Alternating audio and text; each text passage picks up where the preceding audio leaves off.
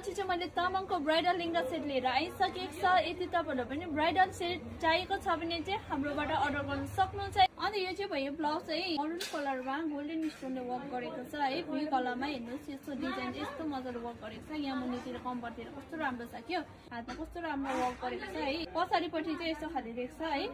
यो चाहिँ अलिक ठुलो साइजमा हो 40 साइजको हो। त्यो भएर यो लेहंगा हो तामाङको है। कस्तो राम्रो छ के मरुन कलरमा छ। अनि यसको यहाँ मुनि चाहिँ हेर्नुस् त डिजाइन यहाँ लेस लगाएको छ कस्तो राम्रो रे। यो चाहिँ लेस लगाएको हो वर्क गरेको हैन लेस छ हो। अनि यसको चाहिँ भित्र यसरी केन पनि हालेको छ है।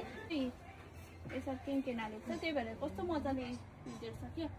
कतिलाई चाहिँ अब ब्लाउजहरु हेभी भयो भने घलेको चाहिँ अलिक ठिकैको रेन्जको हुन्छ नि त। त्यो चाहिँ मैले भएर ठिकैको देखाएको छु।